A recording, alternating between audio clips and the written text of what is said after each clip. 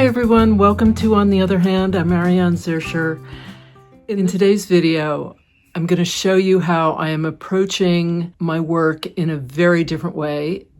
Actually, I've never worked this way before, and I'll sort of talk you through why and what I'm thinking. And I kind of went down another path at a certain point in the video where I show you what I do when I have a lot of scraps, like little tiny scraps, and I just can't stand throwing any of that away. So I'll show you that, which is really kind of a fun thing, and it can have some really cool results. So I'm going to turn you around and we'll get started. I wanted to show you what I'm doing. I love all of you guys who comment. I really do. There's such kindness and generosity in the comments. And anyway, someone wrote and said this whole thing about how I could do the whole sphere and I could do it wet felting and it would be so much easier to stitch through. And I've never wet felted, so she kind of lost me right there. And I'm thinking, I don't know, I wouldn't even know where to start. I mean, but she knows because she's done this. So many of you are so versed in being able to do all these different things that I've never, I am so just winging it here. I'm no idea what I'm doing. I'm just kind of thinking about what's next. And I'm sure there are some of you out there who are really, able to do all this stuff, and you must be looking at me going, she's nuts. Why is she, it just cracks me up. So I wrote her and I said, you may as well tell me to walk on the moon. I have no idea how to do any of that. I would need a private tutorial. I really would. But I just love that there are so many of you who are so knowledgeable about, all of this stuff. And I'm sure you're all just thinking, that poor thing, she just doesn't have a clue. And you would be totally right. I really have no idea. Anyway, having said that, here's what I've got. Here's what I've got. And I don't know if you've noticed, but I've pinned everything. So nothing is down. I've just decided I'm going to pin it all and see, as much as I can, and then see where I am. And go from there. All right, what's next? I don't know. I'm going to incorporate, for those of you who saw the embossed, so this was my little embossed. This one was the big, aha surprise for me. I mean, because I had done velvet. I knew velvet did really, really beautiful. It's beautiful to emboss. I had done wool, although I have to say I did get better results this time with the wool.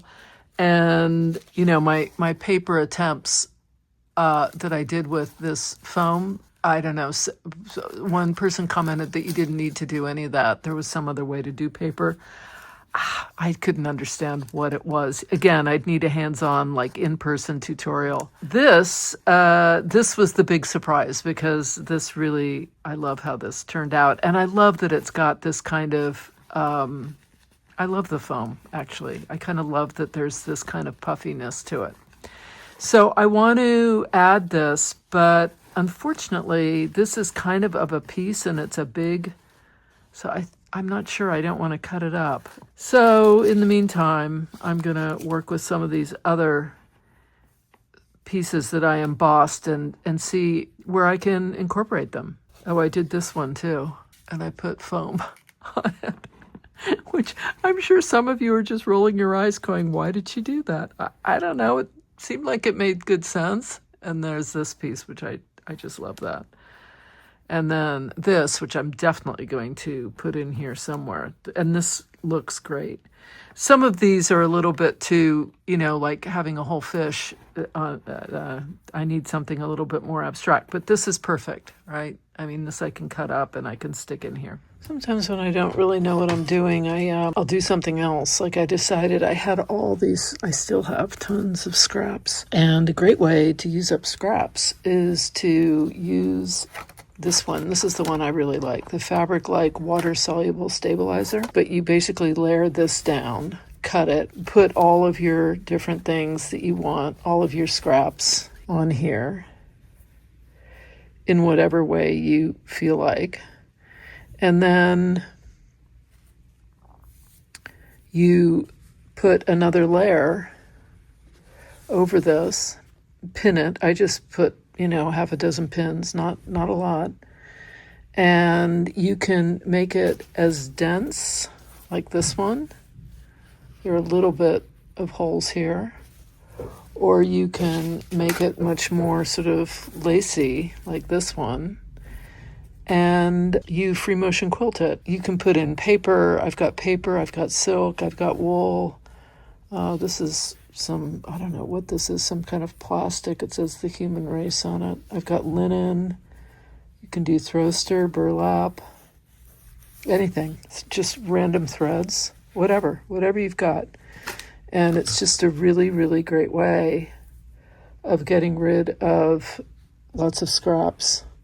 Yeah, so I'll take something like this and I'll cut thinner strips of it. This is wool. This is the Steph Francis wool.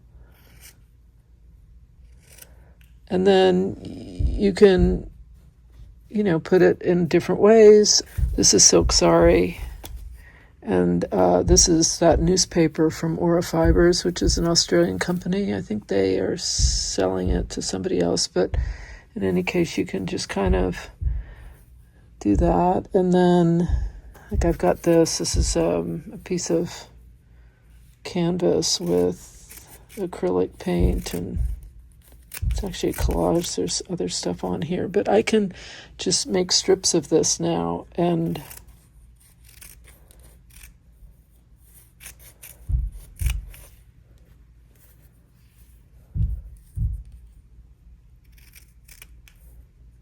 but this is just a really, really easy way to use a lot of little bits of things. So something like this, I can cut those off, leave them, let them just sit, and then I can also do little circles. These already are little circles, so I can just kind of cut around the edge. So then once I have a good amount of stuff, I can start kind of organizing it. I do like to have little rounded, organic shapes of different sizes. I can just sort of organize this a little bit so that it looks like I haven't just thrown everything on top of each other.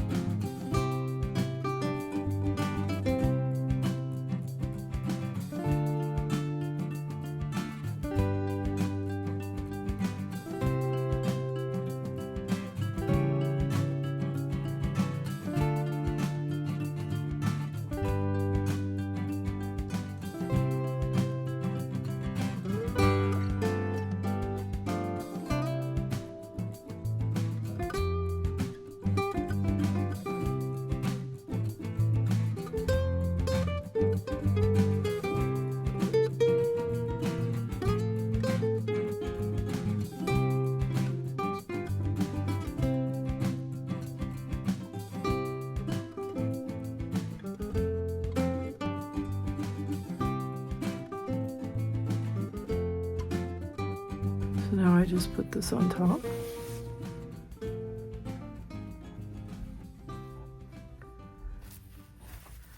And cut those to match the other one. Doesn't have to be exact. None of this is exact. It doesn't matter.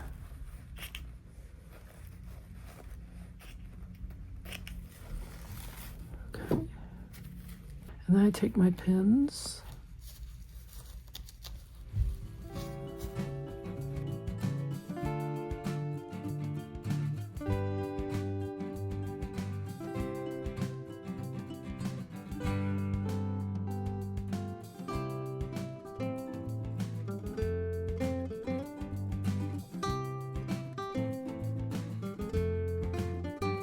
You're just trying to pin it enough that it's not going to fall out when you take it to the sewing machine. But that's it. I'm going to free motion stitch this, and then this actually I'm going to put in here. And then I will run it under the water.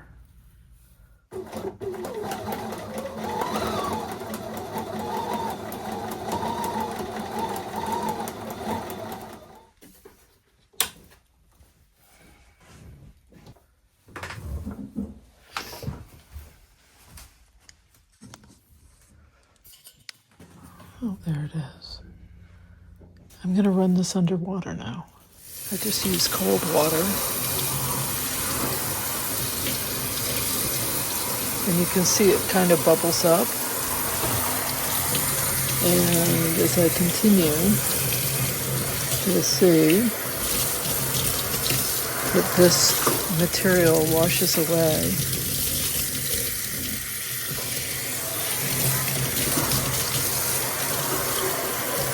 And I'm going to be left with a very kind of lacy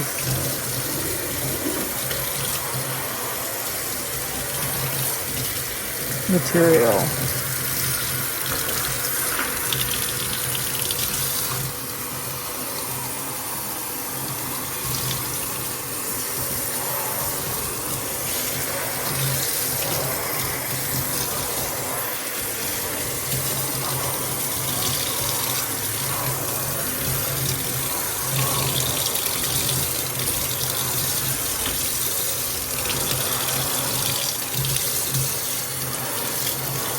It's pretty good. I'm going to put this out to dry.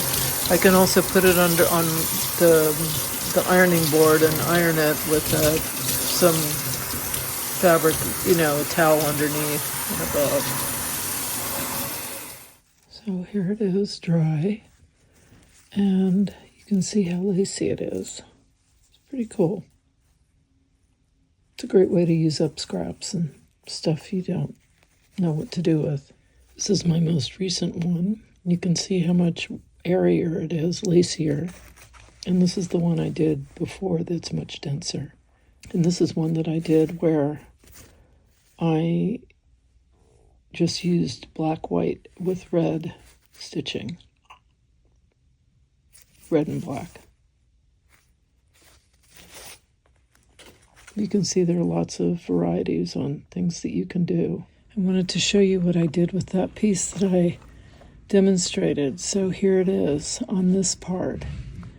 And this is the piece of embossed raw silk. So I'm going to cut away some of this fabric so that it's showing like that. That's the plan. I wanted to show you what I've done. So I wanted this to have a lot of open spaces because this was really kind of representative of building a new life, of hitting a bottom, which was the last sphere, and then coming to terms with the idea that the life that was being led was no longer working. And in order to build a new life, there are a lot of holes, you know? So I really ended up using a lot of this lacy stuff. I did incorporate this one. And then there are circles, which I'm going to, I don't know, maybe I'm going to leave them alone, you know? I'm not going to highlight them. But this is how this guy is coming along. I haven't stitched anything. So I'm going to now stitch it all together. And this is where it hangs.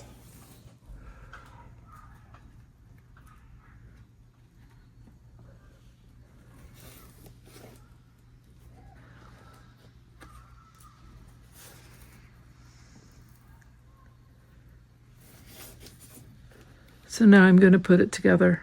As I said, I've stitched nothing. Which is completely different. This one is totally created in a very different way. But I think it's working. So we'll see. Oh, I did end up using one of my embossed velvets. And I did use an embossed rice paper here. And I think I used one more, but I can't remember where it is now. This one. This was embossed. Yeah, I'm excited to start stitching. That'll be fun because it's so relaxing, you know. I'll just sit there and slowly stitch my way through. All the fancy stuff I cut from other pieces and put them in here, and they're all stitched on. And that worked out really nicely, I think.